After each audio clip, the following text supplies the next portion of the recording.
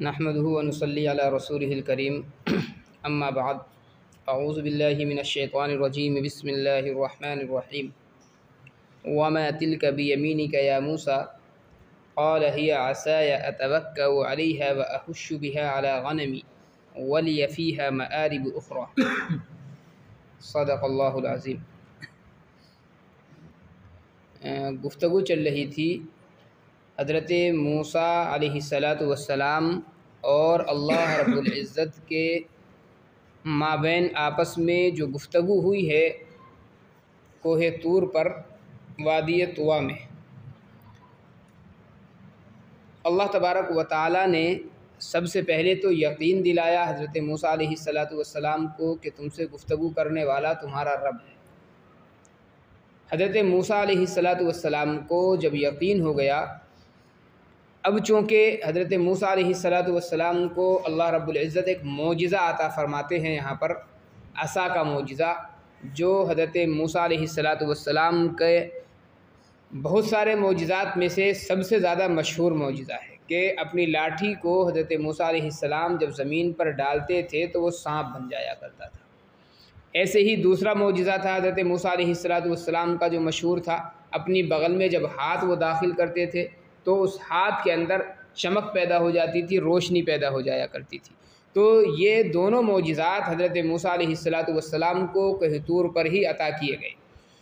اللہ تبارک و تعالیٰ نے معجزہ عطا کرنے سے پہلے حضرت موسیٰ علیہ السلام کو اس بات کا یقین دلایا کہ جو کچھ بھی تبدیلی لاٹھی اور ڈنڈے کے اندر ہوگی وہ محض معجزے کی بنا پر ہوگی، فطری کوئی تبدیلی نہیں۔ حضرت موسیٰ علیہ السلام سے اللہ رب العزت نے معلوم کیا، وَمَا تِلْكَ بِيَمِينِكَ يَا موسیٰ، موسیٰ تمہارے دائیں ہاتھ میں کیا ہے؟ اللہ رب العزت بھی جانتا ہے کہ حضرت موسیٰ علیہ السلام کے ہاتھ میں عصا ہے، ڈنڈا ہے، لاٹھی ہے۔ حضرت موسیٰ علیہ السلام کو بھی معلوم ہے کہ لاٹھی میں لیے ہوئے ہوں۔ اللہ تبارک و تعالیٰ نے پھر بھی معلوم کیا، وَمَا تِلْكَ بِيَمِينِكَ يَا موسیٰ، موسیٰ تمہارے ہاتھ میں کیا ہے؟ اسے معلوم کرنے کا مقصد یہ نہیں ہے کہ اللہ کو معلوم نہ ہو یا حضرت موسیٰ کو معلوم نہ ہو، اللہ تبارک و تعالیٰ خبر دینا چاہتا ہو کہ تمہارے ہاتھ میں ایسا ہے، نہیں، بلکہ مقصود یہ تھا کہ حضرت موسیٰ کو یقین ہو جائے کہ میرے ہاتھ میں لاٹھی ہی ہے، لاٹھی کے علاوہ کوئی اور چیز نہیں۔ اگر یہ معلوم نہ کیا جاتا اور اچانک حضرت موسیٰ کو معجزہ عطا کر دیا جائے اور لاٹھی کو سانپ بنا دیا جائے تو ممکن تھا حضرت موسیٰ علیہ السلام کا جو سفر ہے، جو کہ رات کا یہ سفر ہے اور رات کے وقت میں یہ تمام واقعات پیش آئے ہیں، اس لیے احتمال یہ بھی تھا کہ حضرت موسیٰ یہ سمجھ بیٹھتے کہ کہیں ایسا تو نہیں کہ رات کے اندھیرے میں میں نے لاٹھی کے بجائے سانپ ہی اٹھا لیا ہو اور اب زمین پر چل کر کے دوڑنا شروع ہو گیا۔ تو اس لیے اللہ تبارک و تعالیٰ نے باضابطہ پہلے یقین دلانے کے لیے معلوم کیا، وَمَا تِلْكَ بِيَمِينِكَ يَا موسیٰ، موسیٰ تمہارے ہاتھ میں کیا ہے؟ اب چونکہ حضرت موسیٰ علیہ السلام کو اللہ تعالیٰ سے ایک لگاؤ، ایک محبت پیدا ہو، مختصر سا اس کا جواب یہ تھا، اللہ لاٹھی، بس جواب ختم۔ لیکن حضرت موسیٰ علیہ السلام نے جواب کو لمبا کیا، اس لیے کہ اب حضرت موسیٰ علیہ السلام کو اللہ سے گفتگو میں جو مزہ آ رہا تھا، جو لذت آ رہی تھی، حضرت موسیٰ علیہ السلام اس گفتگو کو ختم نہیں فرمانا چاہتے تھے، اس لیے تھوڑا سا دراز کیا، تھوڑا سا لمبا کیا گفتگو کو حضرت موسیٰ علیہ السلام نے۔ اللہ نے صرف معلوم کیا تھا کہ تمہارے ہاتھ میں کیا ہے۔ حضرت موسیٰ نے فرمایا، ہی عصایا، یہ میری لاٹھی ہے، اتوکأ علیہا، پھر اس کی غرضیں بیان کرنا شروع کر دیا حضرت موسیٰ نے کہ یہ لاٹھی ہے اور میں اس پر ٹیک لگاتا ہوں۔ عام طور پر ہوتا ہے کہ جب آدمی کھڑا ہوتا ہے، سہارے کے لیے کچھ نہیں ہوتا اور ہاتھ میں لاٹھی یا ڈنڈا ہو تو اس پر ٹیک لگا لیتا ہے۔ حضرت موسیٰ نے ایک غرض بیان کی، اتوکأ علیہا، کہ میں اس کے اوپر ٹیک لگاتا ہوں، وَأَحُشُّ بِهَا عَلَىٰ غَنَمِي۔ پھر حضرت موسیٰ علیہ السلام نے گفتگو کو اور لمبا کرنے کے لیے کہا کہ اللہ میں اس سے بکریاں بھی چراتا ہوں۔ حضرت موسیٰ علیہ السلام چونکہ بکریاں چراتے تھے اور حضرت شعیب علیہ السلام کی بکریاں وہ چرایا کرتے تھے، تو حضرت موسیٰ نے کہا کہ بکریاں چرانے کے بھی میرے کام آتی ہے، بکریوں کو چرانے کے لیے جاتا ہوں، پتے وغیرہ جھاڑنے کی ضرورت پیش آتی ہے درختوں سے، تو پتے بھی اسی سے جھاڑتا ہوں میں۔ وَلِيَ فِيهَا مَآرِبُ أُخْرَىٰ، اور حضرت موسیٰ نے فرمایا کہ میرے اور بھی بہت سارے کام اس سے وابستہ ہیں، بہت ساری غرضیں وابستہ ہیں۔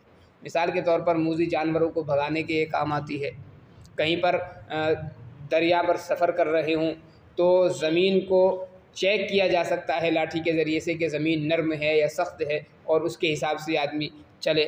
تو بہرحال حضرت موسیٰ علیہ السلام نے تھوڑا سا گفتگو کو لمبا کیا۔ اللہ تبارک و تعالیٰ نے یہ یقین ہو جانے کے بعد حضرت موسیٰ کو کہ میرے ہاتھ میں یہ لاٹھی ہی ہے، اللہ نے فرمایا کہ اس لاٹھی کو زمین پر پھینک۔ قال القیھا یا موسیٰ، اللہ تبارک و تعالیٰ نے فرمایا اے موسیٰ اس لاٹھی کو زمین پر ڈال دو۔ فالقاھا، حضرت موسیٰ علیہ السلام نے زمین پر ڈال دیا۔ فاذا ہی حیۃ تسعیٰ، اچانک دیکھا کہ وہ دوڑتا ہوا اژدہا بن گیا۔ قرآن کریم میں مختلف الفاظ یہاں پر جو ہیں لاٹھی کے لیے استعمال ہوئے، حیۃ بھی آیا ہے، جانن بھی آیا ہے۔ جانن کہتے ہیں پتلے بالکل سانپ کو، تو یہاں پر حیۃ آیا، حیۃ کہتے ہیں موٹے سانپ کو۔ اب ظاہر ہے کہ یہ دونوں چیزیں ایک ساتھ کیسے جمع ہوں گی؟ مفسرین لکھتے ہیں کہ اصل یہ ہے کہ سانپ جتنا زیادہ موٹا ہوتا ہے چلنے میں اتنا زیادہ سست ہوتا ہے، اور یہ عام انسانوں کی بھی کیفیت ہے، ہر چیز کی ہے کہ جب آدمی کا جسم موٹا ہو جائے تو ذرا چلنے پھرنے میں دشواری ہوتی ہے۔ یہ جو سانپ تھا اپنے جسم کے اعتبار سے تو موٹا تازہ تھا، لیکن چلنے پھرنے کے اعتبار سے موٹے والی کیفیت نہیں تھی، چلنے پھرنے کے اعتبار سے پتلے دبلے کے اندر جو کیفیت ہوتی ہے وہ۔ تو اللہ نے اس کی چال کی کیفیت کو بیان کرنے کے لیے لفظ چان استعمال فرمایا کہ جس طریقے سے چھوٹا سانپ جو ہوتا ہے وہ تیز دوڑتا ہے، یہ سانپ بھی تیز دوڑتا تھا، اور اس کے جسامت کو بیان کرنے کے لیے حیۃ فرمایا کہ جسم کے اعتبار سے یہ چھوٹا نہیں تھا بلکہ جسم کے اعتبار سے بہت زیادہ موٹا تھا۔ فالقاھا، حضرت موسیٰ علیہ السلام نے اس لاٹھی کو زمین پر ڈالا۔ فاذا ہی حیۃ تسعیٰ، تو دیکھا کہ اچانک دوڑتا ہوا سانپ وہ بن گیا۔ حضرت موسیٰ علیہ السلام نے سانپ جیسے لاٹھی کو ڈالا تو وہ جو لاٹھی تھی وہ سانپ بن گیا تھا، اور وہ حضرت موسیٰ کی طرف ہی دوڑنے لگا۔ اب حضرت موسیٰ علیہ السلام ڈر کر کے بھاگے۔ اللہ تبارک و تعالیٰ نے پھر آواز لگائی کہ موسیٰ ڈرنے کی ضرورت نہیں ہے، خذھا، موسیٰ اس کو پکڑ لے، ولا تخف، اور اس سے ڈر۔ اب پکڑیں کیسے اس کو؟ اب سانپ ہے تو اس کو دم کی طرف سے پکڑنا ہے یا منہ کی طرف سے پکڑنا ہے، کیا کرنا ہے؟ روایت میں ملتا ہے کہ اللہ تبارک و تعالیٰ سے حضرت موسیٰ نے معلوم کیا کہ اللہ اس کو پکڑوں کیسے میں؟ اللہ نے فرمایا اس کے منہ میں ہاتھ ڈال۔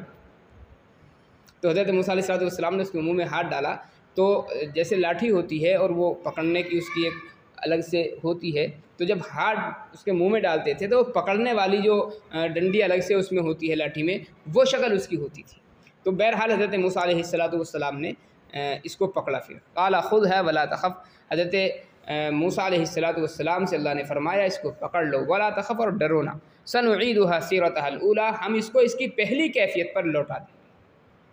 یہ گویا کہ حضرت موسیٰ علیہ السلام کو یہاں پر جو ایک پریکٹس کرائی جا رہی ہے اس چیز کی، چونکہ معجزہ تھا، اور یہ معجزہ حضرت موسیٰ علیہ السلام کے آگے چل کر کے توحید کے اس بات کے لیے اور اپنی نبوت کو ثابت کرنے کے لیے کام یہ دینا تھا۔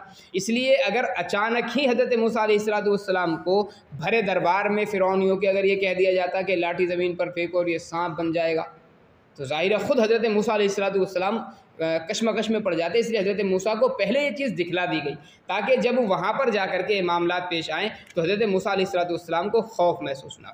تو پہلا جو یہ معجزہ تھا حضرت موسیٰ علیہ السلام کو یہاں پر یہ دکھلایا گیا۔ دوسرا جو معجزہ تھا وہ بھی عطا کیا گیا، وَضْمُمْ يَدَكَ إِلَىٰ جَنَاحِكَ، اللہ نے حکم فرمایا کہ اپنے ہاتھ کو اپنی بغل میں داخل کرو، تخرج بيضاء من غیر سوء آیۃ اخری، وہ نکلے گا سفید چمکدار بغیر کسی بیماری کے، آیۃ اخری، یہ دوسری نشانی۔ یعنی یہ دو معجزات ہیں جو اللہ تبارک و تعالیٰ نے حضرت موسیٰ علیہ السلام کو یہاں پر عطا فرمایا۔ اس کے علاوہ بھی بہت سارے معجزات ہیں حضرت موسیٰ علیہ السلام کے، تقریباً 9 سے زائد معجزات ہیں مشہور و معروف جو حضرت موسیٰ علیہ السلام کو دیے گئے تھے، لیکن یہ جو معجزے ہیں یہ سب سے زیادہ مشہور و معروف تھے حضرت موسیٰ علیہ السلام کے۔ لِنُرِيَكَ مِنْ آيَاتِنَا الْكُبْرى، اللہ نے فرمایا کہ ہم نے یہ جو معجزات تمہیں عطا فرمائے اس لیے تاکہ ہم تمہیں اپنی بڑی بڑی نشانیاں دکھلا سکیں۔ بہرحال یہاں پر جو ہے نبوت حضرت موسیٰ علیہ السلام کو عطا کر دی گئی، معجزات دے دیے گئے۔ اب اگلا جو مرحلہ ہر نبی کا شروع ہوتا ہے، حضرت موسیٰ علیہ السلام کو ذمہ داری سپرد کی گئی، اذهب الى فرعون انه طغى، حضرت موسیٰ کو کہا گیا کہ اب آپ فرعون کے دربار میں جائیں، بہت زیادہ سرکشی کر رہا ہے، اپنی خدائی کا دعویٰ کرتا ہے، اور فرعونیوں کا جو ظلم و ستم تھا وہ بنی اسرائیل پر چونکہ حد سے زیادہ بڑھ گیا تھا، اس لیے اللہ تبارک و تعالیٰ نے فرمایا کہ اب آپ فرعون کے دربار میں جا کر کے اس کو توحید کی دعوت دیں۔ اب اللہ نے حضرت موسیٰ علیہ السلام کو جب یہ کہا کہ فرعون کے دربار میں جانا ہے، وہ سارے واقعات جو پیش آئے تھے حضرت موسیٰ علیہ السلام کے فرعون کے دربار کے، وہ سارے یاد آ گئے اللہ تبارک و تعالیٰ کے کہنے سے، چونکہ وہاں پر پلے بڑے ہیں۔ اور پھر پیچھے واقعہ بیان کیا گیا تھا کہ فرعون کے ایک آدمی کو حضرت موسیٰ علیہ السلام نے مار دیا تھا، جس کی بنا پر وہاں سے بھاگ آئے۔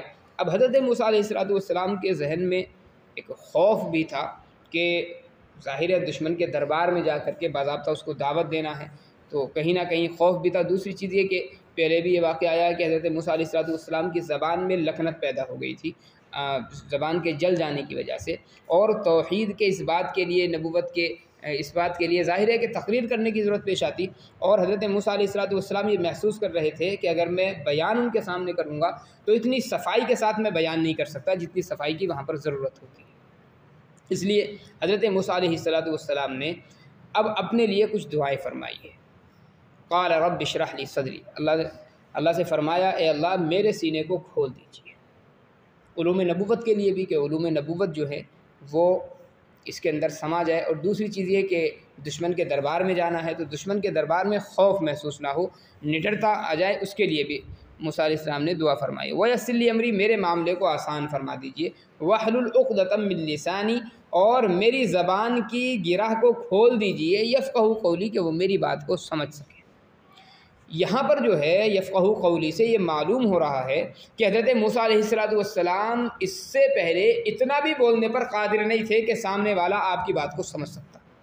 حضرت موسیٰ علیہ السلام نے یہاں پر دعا فرمائی ہے، اور دعا میں یہ نہیں کہ فرمایا کہ میری جو یہ بیماری ہو گئی ہے اور میرے اندر جو یہ نقص پیدا ہو گیا مکمل طور پر اس کو دور فرما دیجیے، بلکہ حضرت موسیٰ نے صرف اتنی دعا فرمائی ہے کہ میری زبان کی گرہ کو اتنا کھول دیں کہ وہ میری بات کو بس سمجھ جائے۔ بہرحال حضرت موسیٰ علیہ السلام نے یہ دعا فرمائی۔ اس کے بعد میں حضرت موسیٰ علیہ السلام نے حضرت ہارون کے لیے دعا فرمائی، وَاجْعَلْ لِي وَزِيرًا مِّنْ أَهْلِي، اور میرے گھر والوں میں سے میرا ایک وزیر، میرا مددگار بنا دیجیے، یعنی ہارون علیہ السلام جو میرے بھائی، اشدد بہ اذری، میری پیٹھ کو ان کے ذریعے مضبوط فرمائیے، یعنی میری مدد کیجیے، وَأَشْرِكْهُ فِي أَمْرِي، اور میرے امر میں ان کو شریک کر دیجیے، یعنی نبوت عطا فرما دیجیے، کَيْ نُسَبِّحَكَ كَثِيرًا۔ حضرت موسیٰ نے اس کی وجہ اور غرض بیان کی تاکہ ہم تیری خوب تسبیح بیان کریں، وَنَذْكُرَكَ كَثِيرًا، اور خوب تیرا ذکر کریں۔ تو کیا حضرت موسیٰ تنہا نہیں کر سکتے تھے؟ ظاہر ہے کوئی آدمی اللہ کا ذکر کرنا چاہے، اللہ کی تسبیح کرنا چاہے تو تنہا بھی کر سکتا ہے، لیکن چونکہ تجربے سے یہ بات ثابت ہے کہ ماحول کا جو اثر ہوتا ہے وہ زیادہ انسان پر پڑتا ہے۔ آپ کسی ایسے آدمی کے ساتھ میں ہوں جو 5 وقتہ نماز ادا کرتا ہو، اللہ کے ذکر میں مشغول رہنے والا ہو، کسی اللہ والے کے ساتھ میں آپ ہوں، تو آپ نہ چاہتے ہوئے بھی اللہ کے ذکر میں مشغول ہو جائیں گے۔